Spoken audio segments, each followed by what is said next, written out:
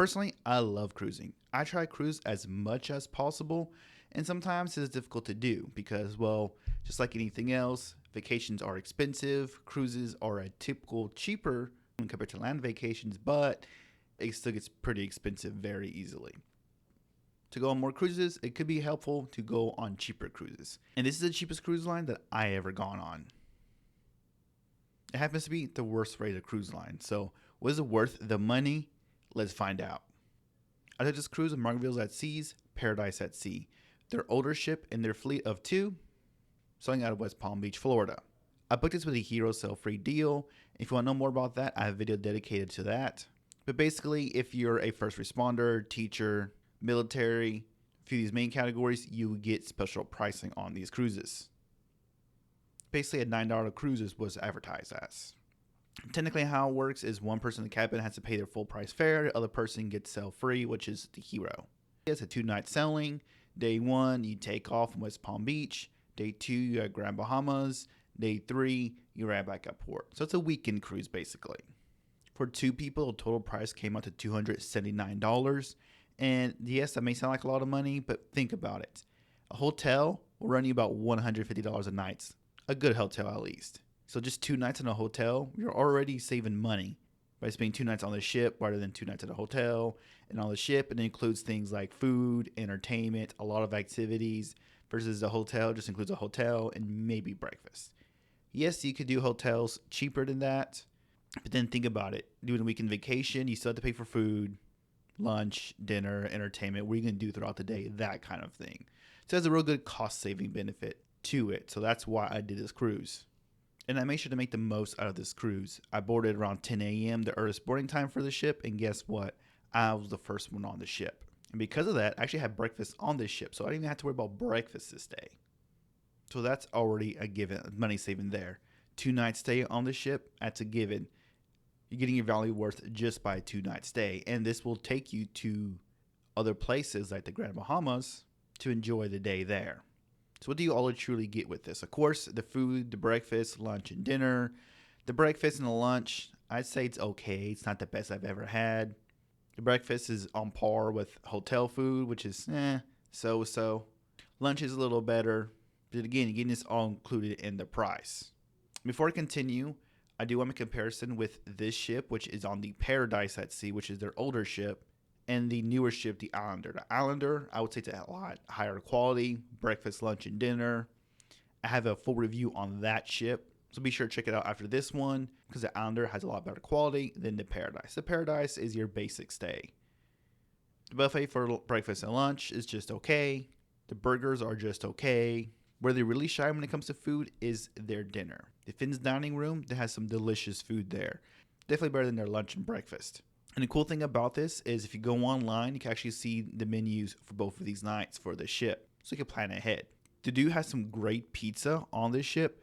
If you're trying to eat free, the pizza, unfortunately, is an extra charge. So that's kind of a downside of that. Because I know I cruise often. I love my cruise pizza.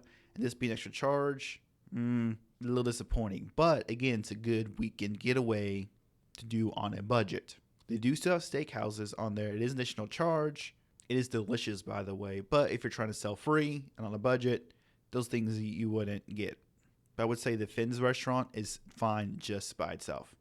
The Finn's restaurant is delicious. The dinner at the buffet is also very delicious. Surprisingly, out of all the breakfast, lunch, and dinner buffet options, dinner was by far my favorite.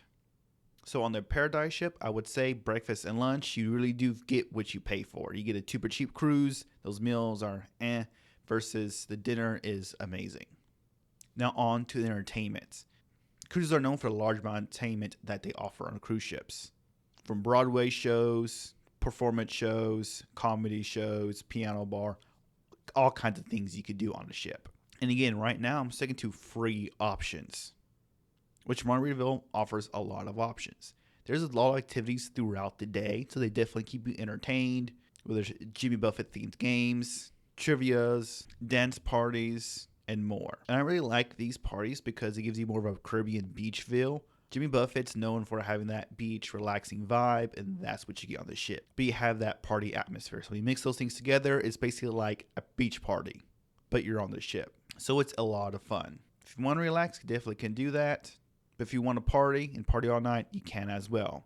They do have a nightclub aboard, so you have day parties on the day, you have nightclubs at night. And you can describe this also as a booze cruise. A lot of people like to drink a lot and have a good time for these 2 nights. You're only on board the ship for 2 nights, so everyone's trying to make the most of it. Alcoholic drinks are extra. I did get the drink package, but you don't have to. So just know it's going to be more of a booze cruise experience. My favorite show is the Love and Marriage show. Basically what they're going to do is have 3 couples participate, ask them a few questions, and see if they match.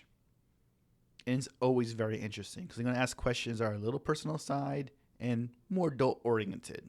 Like, where's the first time you did the deed and how would you rate it? Things like that, to whereas their answers may not always match up, and that could make for some funny moments. They also have comedy shows and some performance shows. However, these shows are maybe have 2 a day. There's not very many show times, usually 1 show time of each show. And theater is very small on this ship, so it's going to fill it very quickly. And if you miss the show, you basically just miss it because there's just not enough time to 2-day cruise, and it's a smaller ship. One hand I like because it's small and you're not going to get lost on the ship. Go to the front and the back in less than 5 minutes, just regular walk, no problem. However, if you're a mid-size or large cruise ship person, this is something you may have to get used to because by comparison of the larger ships, there's not as much activities, not many places to hang out as some of those ships, because this is one of the smallest ships that are still out there in service. Not the smallest, but one of the smallest. Pretty darn close. But don't worry, if you want adults only area, they still do have this on this ship. And in the back of the ship, there's adults only pool as well as 2 hot tubs. So if you don't want to be around kids, check this part of the ship out because it's always a nice touch. I love my kids. I love to cruise with my kids. But sometimes you just need a kid-free environment. So overall, what do I think about this cruise? For $270 for 2 people at that, was it a good deal? I say yes. If you're looking for a weekend cruise, do not on a budget, this is something that you may want to consider. But just know you're not going to get the experience as some of the other big ships. There's only a handful of places to eat on this ship versus on other ships like Virgin Voyages. Their mid-sized ships have 20 plus places to eat at. And then you have the Carnival Jubilee, which is one of the biggest ships out there, which has many more venues than that. And you go all the way up to the Icon class, which is the biggest ships in the world. And those just have an insane amount of things to do on it. So just know you're not going to get that kind of experience on this small ship. You're going to definitely get a small ship experience. Because it's a small ship, though, it does not feel as crowded. There's not very many people on there. So if you want a booze cruise or relaxing cruise and don't want a big crowd, and you're okay with kids being on there, then definitely check this cruise out. Because you can take this cruise cheaper than the equivalent nights on a hotel. But you get food included, activities included, you get to know the country it's included. So I mean, it is a great experience. So would I do this cruise again? Yes. If I happen to be in Florida during that time. Personally, I'm in Texas, so I have to fly all the way to West Palm Beach. So if I'm having to fly out for a cruise, I might as well just go out of Galveston or another cruise line because I'm paying for those flights and I want a different experience. But if I happen to be in Florida, I would say this is a good pre-cruise cruise. Go on this ship for 2 days before going on another cruise line. I think that's actually a good idea if you're someone who doesn't live in Florida, because that would make the trip worth it. Have you sailed on a Paradise? If you have, let me know. What do you think about it? Do you agree with me? And if not, be sure to comment down below. Let me know. Remember, cruise on.